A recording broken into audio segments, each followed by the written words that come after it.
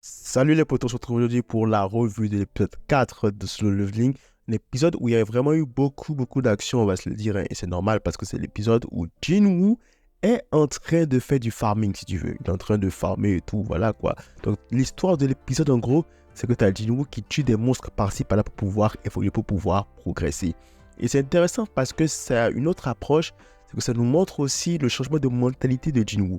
Au début, en fait, pour lui, en fait, vu que son sort était scellé à la base, il n'avait pas forcément de problème à être traité de hunter le plus faible. Alors oui, ça le gênait un peu, mais pas autant, tu vois.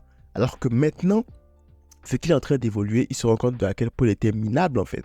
Il se rend compte de à quel point, en fait, il était vraiment la réussite de tous. Et donc, genre, il a un peu honte de lui-même. Sauf que voilà, maintenant qu'il est en train de s'améliorer, il pourra un peu laver cette honte-là si tu veux, tu vois. Donc là, il s'améliore en tuant des monstres par-ci, par-là. Bon, il y a aussi le concept de jeu vidéo. Quand tu tues des monstres, tu as des items et tout, voilà. Genre, vraiment, les concepts de jeux vidéo sont ramenés dans sa nouvelle vie. Donc voilà, quoi. Il apprend à découvrir petit à petit cette nouvelle vie-là, jeu videsque, si je peux dire ça comme ça. Au fur et à mesure, il tue des monstres. Et à un moment donné même, il obtient une pierre de téléportation. Avec cette pierre-là, il se dit, bon, je pourrais m'en aller. Mais avec sa nouvelle motivation, il s'est dit non, je ne vais pas me téléporter. Je vais drainer tout ce qu'il y a comme monstre. Je vais augmenter le niveau au maximum avant d'en sortir. Donc là, on voit encore ce changement de mentalité là dont je parlais au début. Donc là, il arrive et tout devant le monstre final. Et il galère un peu, c'est vrai. Mais bon, avec la nouvelle force qu'il a eue au fil de son entraînement, il arrive quand même à égorger le boss. Et ça me laisse croire que cet animé là, en fait, veut nous suggérer que peu importe les difficultés auxquelles vont faire face Jinwoo, du moment qu'il est ultra fort, ça va être suffisant. J'en sais dit que tu n'as pas besoin de stratégie, tu n'as pas besoin de tactique, tu n'as pas besoin de méthode pour battre un boss. Du moment que tu es ultra OP pour le battre, c'est le plus important. Alors que si on est dans le concept de jeu vidéo, c'est pas forcément vrai à mon avis. Parce qu'il y a plein de boss de jeux vidéo, même moi qui joue beaucoup aux jeux vidéo, je sais qu'il y a des boss, c'est pas en bourrinant que tu vas les battre. Non. Il faut que tu apprennes les patterns, il faut que tu apprennes les stratégies, que tu élabores des stratégies d'épisode pour pouvoir affronter ces boss-là. Que à tel part que tu dises, ok, là j'attaque comme ça, tu vois. C'est pas juste en étant fort en bourrinant. Alors oui, c'est vrai que parfois il y a des jeux où quand tu as le level 99, tu peux rouler sur le jeu et battre tous les monstres. Mais c'est pas le cas pour tous les jeux. Il y a des jeux où même quand tu as le level 99, full stat, il faut quand même que tu aies une certaine méthode de combat pour pouvoir battre le boss, tu vois. Et donc le fait que ce truc-là, cette animation est en train de nous suggérer que pour battre n'importe quel boss, il peut te suffire d'être juste fort, ça me dérange un peu. J'avoue que ça me dérange un peu, moi perso. C'est pas mauvais en soi. C'est pas une mauvaise approche du jeu vidéo. Mais en tant que gamer, ça me dérange un peu de voir un peu que l'anime veut nous suggérer ça en fait.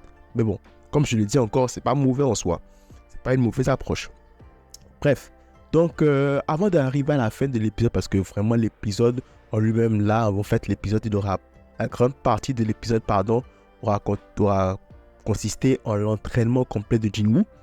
On va quand même revenir sur des aspects techniques, parce que visuellement, il n'y a rien à reprocher. C'est du A1. C'est parfait. C'est vraiment genre, visuellement j'adore. Visuellement c'est vraiment très bien fait. Les scènes d'acteurs sont incroyables, c'est beau à voir. Et petite mention honorable au seiyuu de Jinwoo, qui arrive à nous faire ressentir chaque émotion fois 1000. Genre l'investissement que ce gars-là a, genre tu le sais limite de la voix de Jinwoo que ce gars est investi. Il est investi à 200 000% dans le rôle. Et ça c'est vraiment très bien. C'est vraiment cool, c'est vraiment agréable à entendre. Et franchement, c'est super. Donc on arrive à la fin de l'épisode où Jinwoo sort du donjon et va sauver ses confrères Hunter dans l'ombre bien sûr. Ses confrères Hunter sont en train de galérer contre un golem et donc dans lui d'un seul GDP, Ultra Badass a brisé la défense de ce golem que les autres n'arrivaient pas à briser. Et donc là les autres Hunters réussissent à battre le golem. Parmi les Hunters justement il y avait son amie, la soigneuse de Rampé, qui a remarqué que Jinwoo était là. Jinwoo a voulu se la faire discret et partir, mais elle a remarqué que Jinwoo était là. Alors là, Jinwoo est revenu beaucoup plus fort. Qu'est-ce que ça veut dire? Est-ce qu'il va encore devenir beaucoup plus fort? Probablement. Mais est-ce que maintenant c'est quoi? Est-ce qu'il va se révéler au Hunter? Ou qu'est-ce qui va se passer pour la suite avec Jinwoo? On ne sait pas. Et ça promet en tout cas des retrouvailles assez intéressantes avec Lee, je ne sais plus comment elle s'appelle, en tout cas sa pote guérisseuse là. Ça promet des retrouvailles assez intéressantes. Genre qu'est-ce qu'elle va dire quand que Jinwoo est capable d'évoluer? Ça va être malade. Donc, j'ai bien aimé l'épisode. Alors, je ne sais pas, parce que j'ai l'impression que ça va être sur 12 épisodes. On est au 4e épisode et l'histoire, pour le moment, tourne autour de l'établissement du personnage. Il n'y a pas encore de grandes avancées par rapport à l'histoire même de l'anime, tu vois. Ce qui ne me dérange pas. Mais on est quand même à 4 épisodes sur 12.